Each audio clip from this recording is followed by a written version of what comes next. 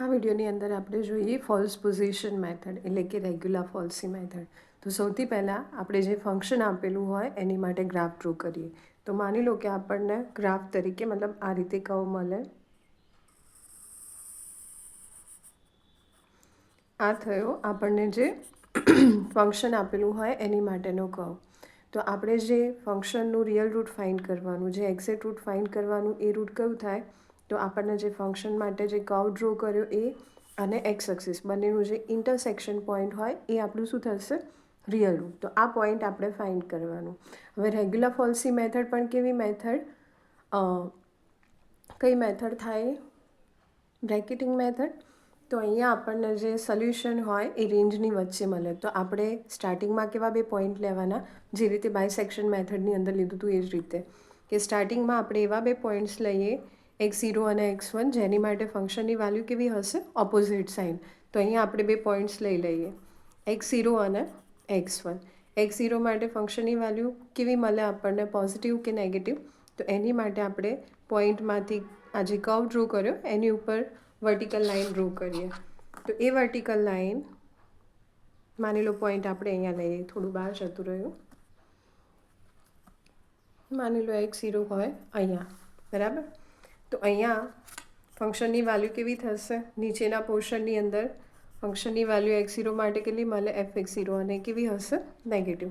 એ જ રીતે x1 માટે આપણે વર્ટિકલ લાઇન ડ્રો કરીએ કર્વ ઉપર, અને આ વર્ટિકલ લાઇન ફંક્શનને કર્વને જે પોઈન્ટ આગળ ઇન્ટરસેક્ટ કરે એ શું થશે? x1, અને એની માટે ફંક્શનની વેલ્યુ fx1.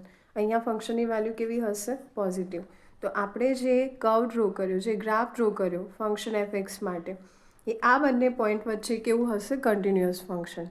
હવે નેક્સ્ટ અપ્રોક્સિમેટ રૂટ ફાઇન્ડ કરવા માટે, તો અહીંયા આપણે આ બંને પોઈન્ટ્સ એટલે કે x0 fx0 અને x1 fx1 બંનેને કનેક્ટ કરતી એક સ્ટ્રેટ લાઇન ડ્રો કરીએ. અને આ સ્ટ્રેટ લાઇન એક્સ એક્સિસને જે પોઈન્ટ આગળ ઇન્ટરસેક્ટ કરે એ આપણું શું થશે? નેક્સ્ટ અપ્રોક્સિમેટ રૂટ, જેને આપણે નામ આપી દઈએ x2. હવે આ x2 રિયલ રૂટ છે કે નહીં, કઈ રીતે ખબર પડે? અહીંયા આપણને ખ્યાલ જ છે કે નહીં થાય, પણ આપણે ચેક કઈ રીતે કરવાનું? તો અગેન x2માંથી આપણે આપણો જે કર્વ ફંક્શન માટે જે ગ્રાફ ડ્રો કર્યો એની ઉપર વર્ટિકલ લાઇન ડ્રો કરીએ. અને એ વર્ટિકલ લાઇન એ કર્વને જે પોઈન્ટ આગળ ઇન્ટરસેક્ટ કરે, તો અહીંયા આપણા કોઓર્ડિનેટ શું થશે? x2, અને એની માટે ફંક્શનની વેલ્યુ fx2, બરાબર. હવે અહીંયા ફંક્શનની વેલ્યુ કેવી થાય? આ પોર્શનની અંદર પોઝિટિવ થશે, મતલબ કે ફંક્શનની વેલ્યુ 0 થતી નથી, આપણને કંઈક પોઝિટિવ વેલ્યુ મળે. એનો મતલબ કે x2 રિયલ રૂટ નહીં થાય.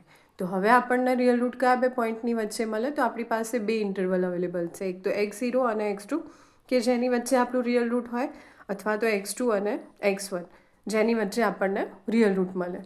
પણ જે રીતે બાયસેક્શન મેથડમાં આપણે કર્યું હતું એ જ રીતે કે અહીંયા પણ આપણે પોઈન્ટ એવા સિલેક્ટ કરવાના કોઈ પણ ઇટરેશનની અંદર, કોઈ પણ સ્ટેજ ઉપર, કે જ્યાં ફંક્શનની વેલ્યુ આપણને કેવી મળે? Opposite sign.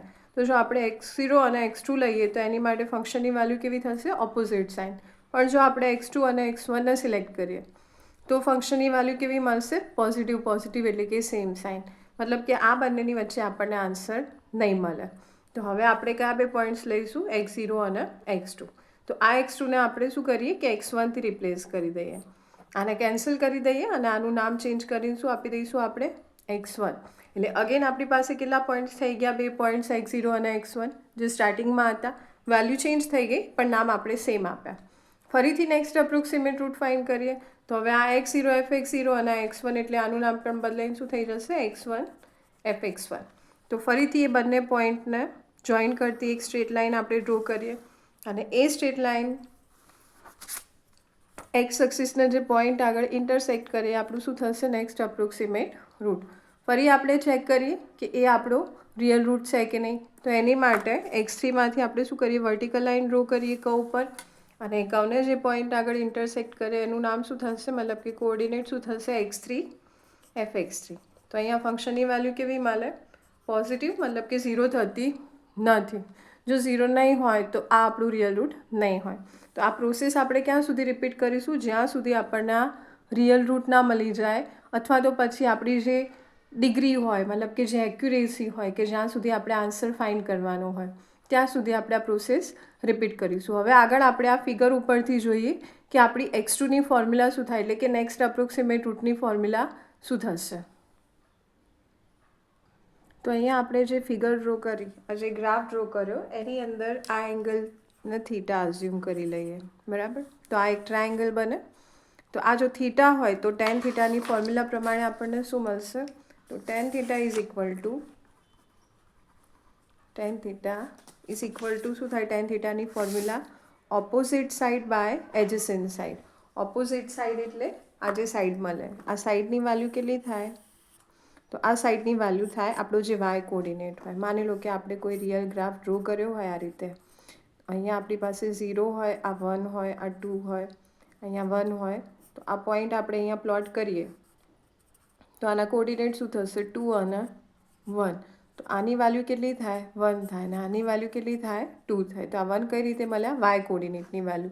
તો એ જ રીતે આ જે આપણું વાય, આ જે ડિસ્ટન્સ હોય વાય એક્સિસ પરનું જ કહેવાય, એને પેરેલલ લઈએ તો એ કેટલું મળશે આપણને, fx1.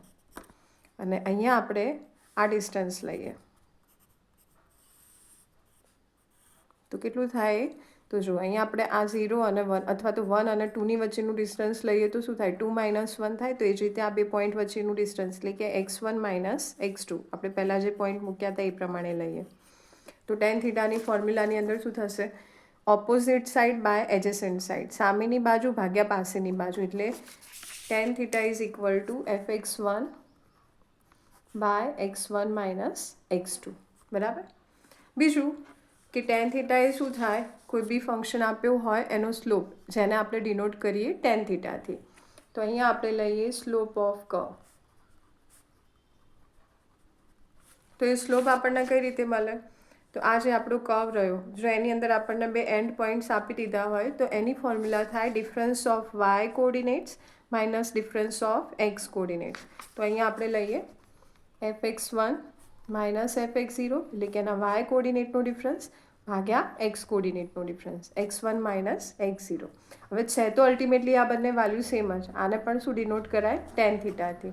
તો હવે આ બંનેને આપણે કમ્પેર કરીએ તો fx1 by x1 minus x2 is equal to fx1 minus fx0 by x1 minus x0. હવે આમાંથી આપણે ફોર્મ્યુલા કોની ફાઇન્ડ કરવાની, x2ની. તો x2 જેમાં હોય એને ઇક્વલ ટુની એક બાજુ લઈ જઈએ, બાકીના ટર્મ્સ બીજી બાજુ. તો હવે આપણે સાદું રૂપ આપીએ તો fx1 છેદમાં શું જશે, fx1 માઇનસ fx0, આ જે ટર્મ રહ્યું આની સાથે મલ્ટીપ્લાય થાય એટલે into x1 minus x0 equal to આ ક્યાં જશે, અહીંયા x1 માઇનસ x2. હવે x2 નેગેટિવ થઈ ગયું, મતલબ કે આપેલું જ છે, તો એને પોઝિટિવ કરવા માટે લેફ્ટ સાઈડ લઈ જઈએ x2, x1 as it is રાખીએ, આખું ટર્મ ઉઠાવીને આપણે રાઈટ સાઈડ લઈ જઈએ. fx1 into x1 minus x0 by fx1 minus fx0. હવે તમે આનું સાદું રૂપ આપશો તો તમને x2ની ફોર્મ્યુલા શું મળશે, તો એ મળે x0 into fx1 minus x1 into fx0 by fx1 minus fx0. આ થાય નેક્સ્ટ અપ્રોક્સિમેટ રૂટ ફાઇન્ડ કરવા માટેની ફોર્મ્યુલા. કોની, રેગ્યુલર ફોલ્સી મેથડ અથવા તો ફોલ્સ પોઝિશન મેથડ. તો નેક્સ્ટ વિડીયોની અંદર આપણે આનો એક્ઝામ્પલ જોઈએ.